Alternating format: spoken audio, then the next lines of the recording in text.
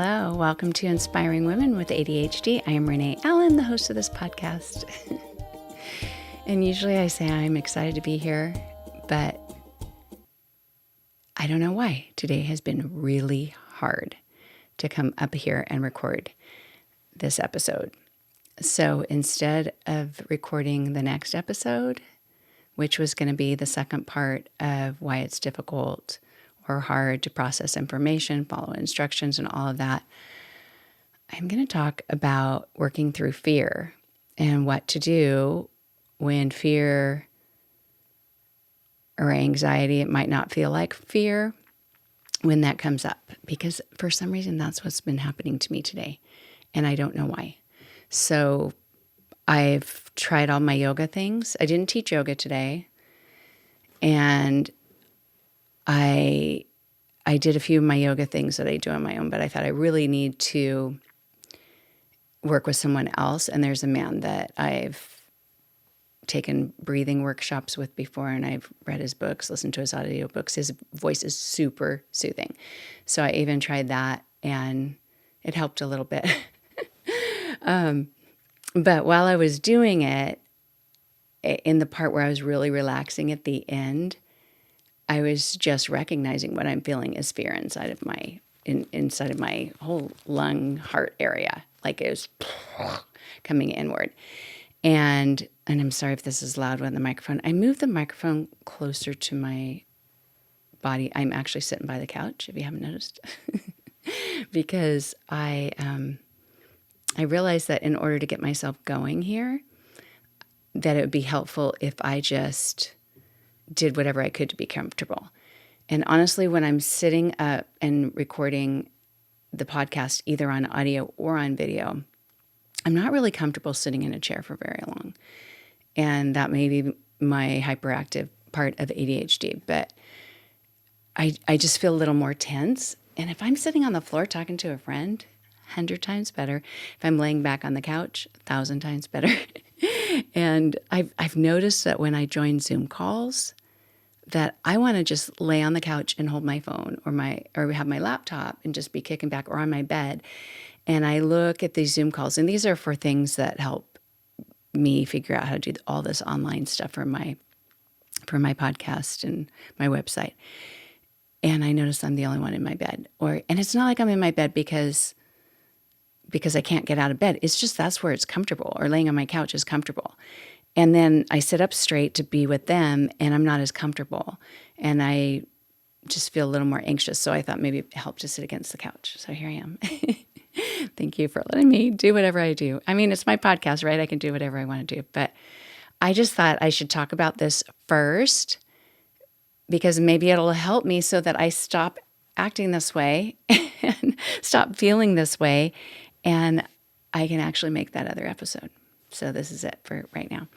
So I actually looked up what are some techniques. Well, first I've been learning about why ADHD amplifies fear, why that gets amplified maybe more for someone with ADHD than someone who doesn't have it. And maybe there are other conditions, especially if you have anxiety without ADHD. But with ADHD, what can cause your brain to amplify that fear? What can make it bigger than what reality is that we have emotional responses to a lot of things. I don't know that we have them for everything. And some people have fewer emotional responses, have a different level. But we have emotional responses to what's going on, whether it's a plan of something that we need to do or something we want to do. This is something I really want to do. I want to be here. I want to talk about this topic. I love to be on my podcast. But for whatever reason, whatever emotional response I might usually have of, are you ready for that? Are you sure? Or maybe you should get something else done. All of that questioning could be just processed like, yeah, you're fine. Go ahead and do it, or do something else first. It would be no big deal. But the longer I waited to do it, the bigger it got, and the emotional response grew. And emotional dysregulation is not being able to regulate that emotion, not being able to bring it back down to a manageable point where it's growing and growing. And dysregulation could actually be doing the opposite thing. It could be, it could be changing the emotions from super excitement to super sadness, or super anger to laughing. It could be that kind of dysregulation, but I'm talking about the dysregulation where it's just growing and you can't bring it back down. So that's something in the brain that could happen. And that's what I saw happening today. And the longer I waited, it wasn't like I felt overwhelmed, like, oh, I can't do that. I knew I couldn't, but I just kept having kind of that decision fatigue and the paralysis of, it wasn't that I wasn't doing anything. I just wasn't doing the thing that I wanted to do the most because I kept it wasn't a distraction. There are so many things that we do with ADHD where we can name it and say, yeah, I was distracted, so that's why I didn't do it. Or I was overwhelmed by the idea, so I didn't do it. Or I was afraid because I've never done this before, it's new. None of those applied, but my brain could not calm this anxiety, this anxiousness I was feeling. And I've named it now. I know where it's coming from. And that anxiety or that fear is interfering with my ability to make a decision, my ability to just get myself to do something. And it just made it a lot harder to even regulate the emotion. And the fear is more from going to the doctor's office. I don't know what day it was when I made this podcast on Tuesday. I had a doctor's appointment and my blood pressure reading was higher. And honestly, if the woman, I don't know if she was a nurse or a physician's assistant or what, I'm very affected by other people's beings, their emotional state, or I don't even know if it was an emotional state. I'm affected by how they are. And I think if she had said, oh, this is high, let's do it again, which actually happened a week or two before when I had to go get a blood test. They said, oh, this is high. Let's give it a few minutes, the reassuring voice. Let's give it a few minutes and see if it goes down. We waited a few minutes. She was, nice and stuff. Did it again. Oh, it went down. I'll use that reading. So this woman, the woman on Tuesday, didn't respond that way. She was more of an alarmist. Oh, your blood pressure is really high. And like it's the end of the world. And I thought, oh, but you could always wait and do it a little bit later. Like you want to do it, so I said, yeah, that happened a week ago. So this is my calm response where the emotions hadn't kicked in yet. They didn't kick in until after I got home, where she said, where I said, oh, that happened last week when I got my blood test, but then she just waited a little bit and it went down. I also have a son who's a resident. He's a doctor right now. And he told me there's a thing called white coat syndrome, and that there are times that the first time I had a high blood pressure reading, which was last fall, it made me nervous when she said that. I thought, well, I've never had high blood pressure before. So I got worried about it.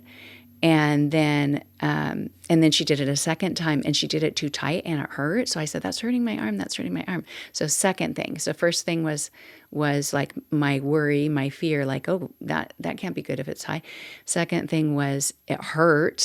So I'm tensing up from it hurting. And so she did it a third time and it did go down, but not to my normal level. And my son said, yeah, there's a white coat syndrome that sometimes people's blood pressure is higher because it's a scary situation. And that was my first time in that office. It was kind of scary. So anyway, so I knew that too. So that was my logical part. My logical part was, hey, a week ago this happened and they took it again. The second logical part was, oh, it could be white coat syndrome. But, obviously it could be something else too. But the second time she did it, she didn't say, oh, it went down. She just said, yeah, it went down, but not that much. And you still have high blood pressure. And I'm just laughing because I don't know. I just feel like people in positions like that should try to be more reassuring or something. But anyway, my doctor didn't seem to think much about it when she saw the second reading was the thing. So I forgot about it until yesterday.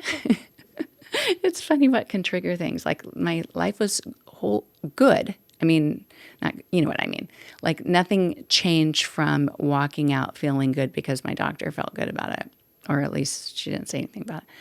But the next day, when I get an email that says, your after visit summary is here, that's when I saw in red my blood pressure thing. So anyway, yeah. So I just thought, oh, so I started getting all scared and everything, and it was just lame. But it came up again today because now I've been testing my blood pressure at home, and and so I had a really good result after I got up, and then I'm reading like, what time of day do you do it? Like, so now I'm starting to worry about it. But then I thought, check it again, and it was higher, and it might have been after I took my medication, my stimulant. I don't know. It just built inside of me, and it got in the way of being able to do something I really wanted to do, which was this.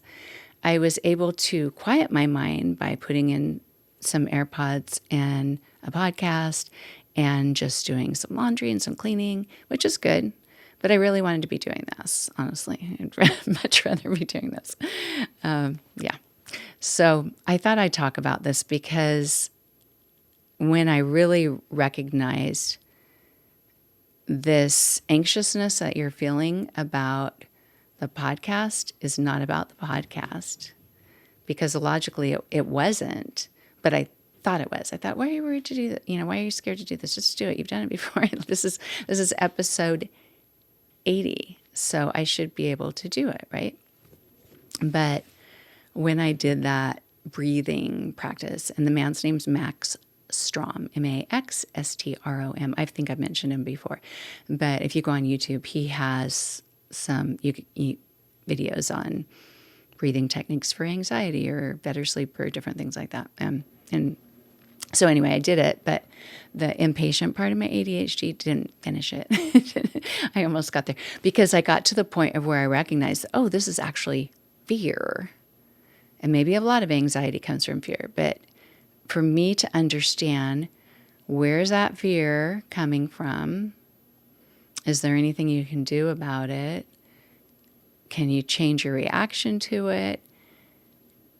Can you do something progressive to alleviate that fear? Not just an action like breathing, but whatever I'm afraid of, instead of feeling like I don't have any control in this situation. Oh no.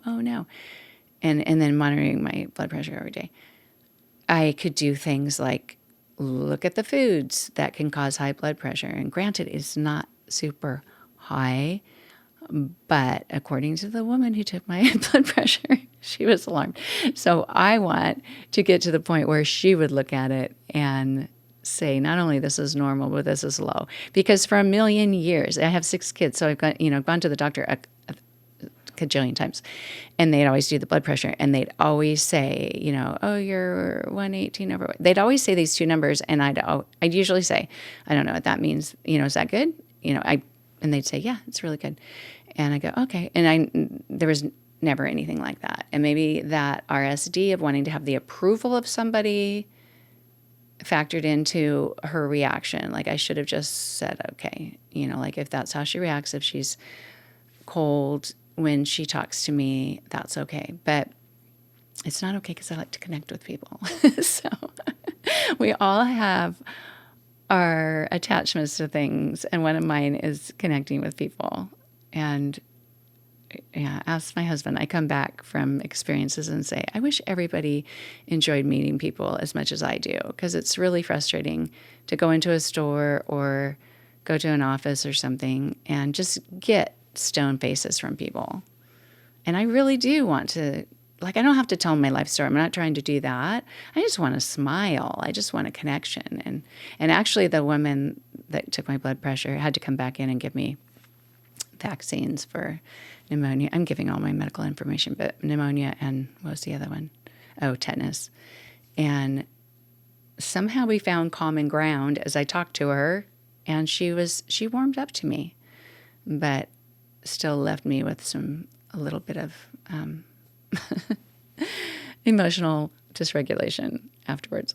So yeah, and that was me just bringing that back in. It was, but why is it hard to get those emotions where we need them to be? It just is. It just is. We have emotional dysregulation along with our executive dysfunction. That is part of it, or at least it is for me. It might be for you too. You may also have the rejection sensitivity. Wait, I always say it wrong. Rejection sensitive dysphoria. I don't think I have it to the RSD point, but I have the rejection sensitivity for sure. I want to be friends with everyone. and I know that I can't be, and I know that not everyone's going to like me, but yeah, that plays into it too. Whew. So what else? Okay, so this is also interesting with ADHD, why you amplify fear.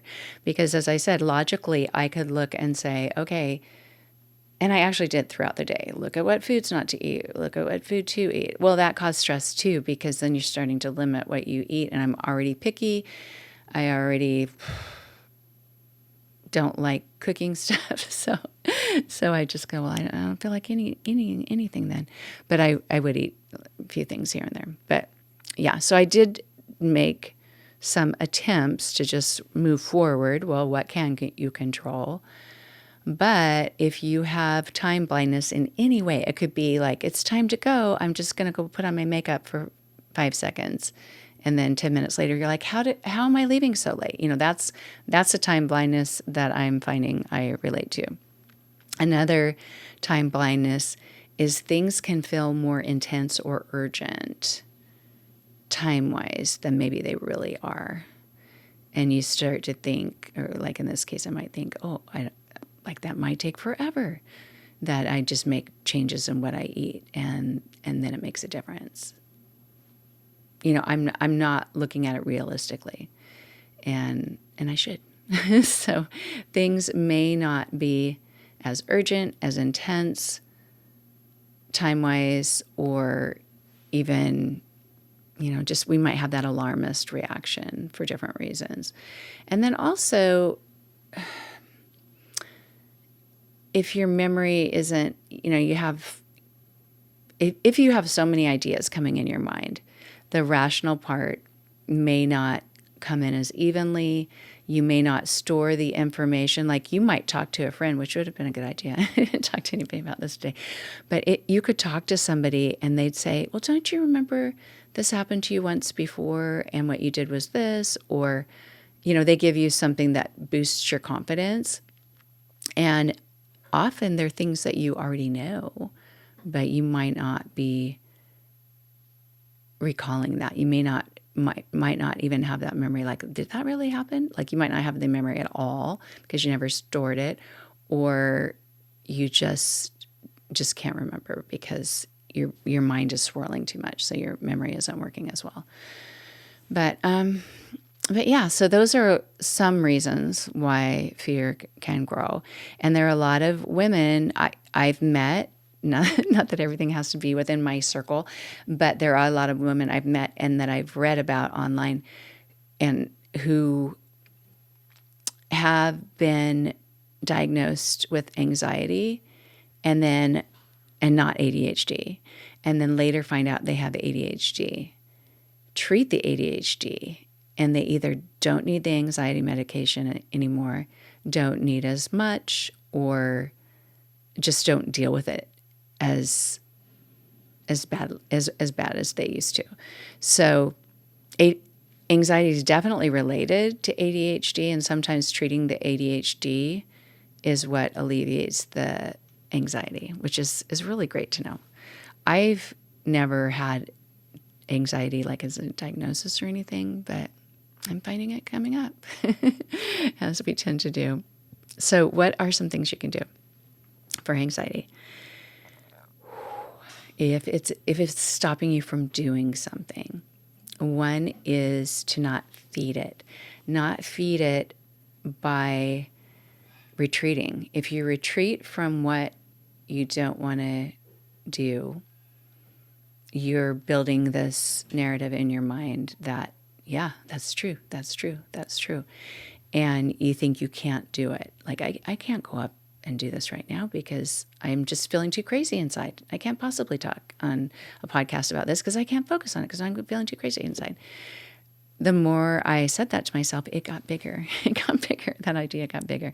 So sometimes just whatever it is that's scaring you to do, whether that fear comes from somewhere else or you have a new fear because that fear of something else is actually the deeper rooted thing. Physically moving, standing up, taking a step toward it, even just a tiny little action, like I'm just going to do this. Like, let's say I have to respond to somebody's email or text. I don't want to do it, but I'm just going to open the email. Or I'm just going to set a timer and get myself to do part of it, and then I can stop it. I've done that before when I work on, because I put so much pressure on myself sometimes. I don't know if it's pressure, but I don't know if you do this with texts or emails. Yeah, I guess it's my own pressure. Nobody else expects me to respond in the way that I want to respond, but I want to respond in a thorough way. So it's not even a response of, oh, I don't know if I say this, it might hurt their feelings, or am I going to say it in a way that offends them or whatever. That's a different category, but just the one of I can't do it unless it's complete. Then sometimes I do things like just do drafts, do a draft in the notes app where you're not going to accidentally send it partway and then think, oh, now I have to finish it. You're not going to overwhelm yourself with that, but you just do part of it, put it in a notes app, put it, I guess, just like in Google Doc. I don't know if you use Google Drive, but Google Docs are a great way to write an email because you won't accidentally send it. And I do have that feature on my Gmail where, I think it actually just has like a 5-second delay, 10-second delay, but it gives you a chance to cancel your send, which I've had to do before. But writing it in a doc is even nicer. For my newsletter, I've started doing that. It just takes the pressure off like that. I don't know, especially since my newsletter editing, the way that they do it in that newsletter format is really difficult. And a lot of times I delete stuff on accident and it drives me crazy. So anyway, it takes off some of the pressure. It takes off some of the fear. It takes off some of the anxiousness that you might be feeling about a process. And then just even saying, I'm doing it now. You just say that out loud. I'm doing it now. Just go see what happens. Just go see what happens. You don't have to do the whole thing. I've done that with my kids. Like, let's just start. Let's just start, see how far we get. And you're not even planning to do a tiny step, but you're just telling yourself, stand up. You can count to 3 if you want. You can say out loud, I'm just going to do this. And you do it. Because whatever's building in you that's saying, I can't do this, I can't do this, you can get a step toward that. And then just asking yourself if you want to. Don't have to do any of these. Honestly, when I read a lot of steps to things or read books about how to do this is the cure-all, I agree with maybe 2 of them. Or I only have 1 or 2 that I think, yeah, I could do that. Because you can't possibly, one, with ADHD, remember all of them. But they may not all apply to the way that your brain works. But you could try them and see, even if it doesn't sound great. But naming the fear out loud. So telling yourself, like if you just know, this feels scary because, or I'm afraid that, or I don't know why I'm afraid. But maybe if I lay down and just kind of think about it, I might be able to figure it out. And just, even if you don't even get to the root of it, you can make it a little less emotional. It gets from the emotional part of your brain to the thinking part of your brain. It becomes a little more analytical, and it doesn't have as big of a grasp on you emotionally. You can just kind of talk it out, like, I wonder if this is happening. As soon as I said that, this is probably what is happening from this stupid high blood pressure thing. And then you go, okay, well, then what can I do with that? What can I do with that? And maybe nothing instantly, maybe so, but I really should have gone outside for a walk, honestly. But it's good weather. I'm in Florida where it gets hot and humid, and I didn't grow up with that. I mean, we didn't live here till about 2 years ago. So I lived in California where we only got the humidity if it was cold, the foggy coastal Northwest kind of stuff, the humidity and the heat. And it never really got very hot where we lived either. But yeah, so it's cool weather this week. I should be out there. But I wanted to do this, so I'm glad I'm here. But also breathing techniques, there are a lot of them. And one is breathing in for 4 counts. And I always say counts instead of seconds because, who cares what the count is? But you just do, inhale for 4. You can hold for 4. It's a natural pause, as they say in yoga. They actually have 4 words in Sanskrit for the breathing. The 4 parts is the inhale, the natural pause, the exhale, and the natural pause. And each pause between the inhale and exhale is different than the one between the exhale and the inhale. Who knows why? Maybe I'll learn. I haven't gotten curious about that yet. But inhale for 4, hold for 4, exhale for 4, hold for 4. Like I said, I reject a lot of stuff. In all my years of doing yoga and teaching yoga, I've never taught that way. I don't like to hold my breath as long. So I usually will hold for maybe 2 or something and exhale or just observe the pause, just observe the natural pause. This is what I think is cool. So if you ever, like to swing on a swing set when you're little, if you swing really high, it might even happen when you're not swinging as high, but when you swing really high, it almost feels like there's like a pause in the air before it goes the other way. And then it kind of pauses. So you swing up in a little pause and swing down a little pause. I'm sure if I asked my son, who knows physics and things, I don't know if that's physics or not, he'd probably explain why. But that's what I think of with my breathing methods is more observe that natural pause. The only time I really control the pause or lengthen it out is with the alternate nostril breathing, which they need to think of another name besides. In Sanskrit, it's nadi, N-A-D-I. But nostril's just not a pretty word. But I will hold that longer. And I've read that you shouldn't hold it longer unless you've been doing it for a while. But I don't know. I guess I've worked my way up to it for calming the active part of the brain. I don't know if it calms. I guess that is the emotional part, huh? I don't know. It's just supposed to balance out the sides of the brain so you can fall asleep or you can relax. I usually use it for sleeping. But anyway, so yeah, you could choose a breathing technique, even just slowing your breathing. Go wider on the inhale, a little pause because it's natural, and exhale. I usually like to exhale a little longer than the inhale because that's what I'm capable of doing. I think I just don't like to be told what to do because whenever I've done breathing in a class with a teacher telling me how long to hold it, I'm not relaxing. It doesn't always work with my body, and then I get tense, so I'm not happy anymore. But and I've heard about this. I don't think I've ever tried it. Have you ever tried it? So it's tuning in to all of your senses, so all 5 of your senses. So instead of letting this fear, this anxiety well up, you can just look and count. We're going to go 5, 4, 3, 2, 1. So 5 things that you can see. Notice those 5 things. 4 things you can touch. I'm going to do that. Try to be quiet. 3 things you could hear.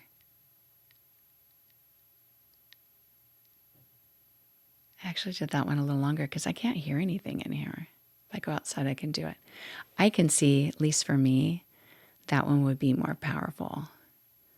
Because hearing things, especially if they're calm things, can be calming.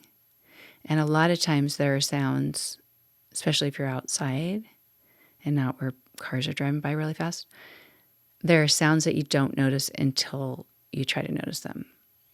And I used to teach yoga to this family. It was so much fun. There were, I think, 3 children, the mom and the 3 children, and they homeschooled. And so she used to come to my classes, and I super loved her coming to my classes. But her kids were different ages, a teenage daughter and then a son and then a little son. And you could see the sibling stuff going on at times where they're kind of like bugging each other and stuff. And during Shavasana, which is when ideally you're laying there still, not making noise, not disturbing anybody else, and just able to relax. And now that I know about ADHD, definitely the youngest boy, I mean, I'm not, a doctor, but the youngest boy had ADHD. And so he would do things to bug his sister or just, be wiggly or disruptive or something. And having had a lot of kids myself and just always being quick on my feet with children, like, gotta switch gears here. I said to them that first Shavasana when I could see it was needed was to listen and count every sound, count in your mind every different sound that you hear. And afterwards, tell me how many that was. They were all so excited to do it. And he got really quiet because he had something to do. But I also think just listening to those sounds was calming for him. And it can be to me too. So last one is one thing you could taste. I wonder if they put the one at the end so that you're not eating too much. If you always had 5 things you can taste and then one thing you can see. But anyway, yeah, it's just a way to ground yourself. And speaking of grounding, I don't know if you've ever heard of, I don't know if it's called earth grounding or something, that being outside does connect you more electromagnetically with the earth. And people who do the grounding, the earthing, I think that's what it's called, it's earthing. You actually take off your shoes and socks and have your feet touch the sand, which doesn't sound as outlandish. If we're at the beach, we might do that anywhere. Our hands would touch the sand, not just on the beach towel or not with sandals on or, with the dirt or the tree or whatever. You're getting that from the earth up, which is kind of cool too. That's calming too. Not that I do it a lot, but I remember it, and it is nice to do. But anyway, last few things. Okay. Talk to yourself like a friend. Try to give yourself support. You will be much more rational if you talk to yourself like a friend than you will be if you're talking to yourself as yourself. and then the last thing is to do something with, like, even just standing or sitting that's like more powerful, like stand like Wonder Woman or the victory pose. The arms are up, like, yes. You could even say that, yes. Or just look in the mirror and smile.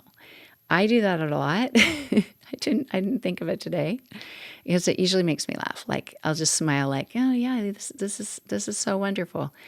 And then I'll laugh because it's not always feeling wonderful at the moment, but that smile does make a change in your nervous system. That victory pose, we do that for a reason. We're opening in our hearts. Our worry, anxiety, is the shoulders coming in. So that's the opposite, is the arms going up. And then the power pose. I mean, we see that in the animal kingdom of puffing out your chest and showing, I'm strong, I can do this. But that confidence could be signaling our nervous system. It could be signaling, it could be communicating with, yes, we've got this. So I think that's going to be it for today. I hope this is helpful to you. It's helpful for me. I think I need to drink more water too. I have been, but I'm just saying right now, I do feel better. I wouldn't say like 1,000% better or even 100% better. Maybe not even 10% better, but I do feel better than I did when I started. Sitting back is probably helpful. If I was like this, it'd be even better. I know those of you who are listening instead of watching, I hope it's not frustrating for you that I'm talking about what you see when you don't see it, but I was just leaning back. But thank you so much for being here. I appreciate it. And hopefully this will be the last time I feel like this when it's time to record. So I'm grateful that you're out there listening. It makes a difference for me. And I guess that's it. I'm gonna go. Bye. Open windows, broken shadows. Frozen dreams are left for tomorrow. Without a cause, no time for a pause.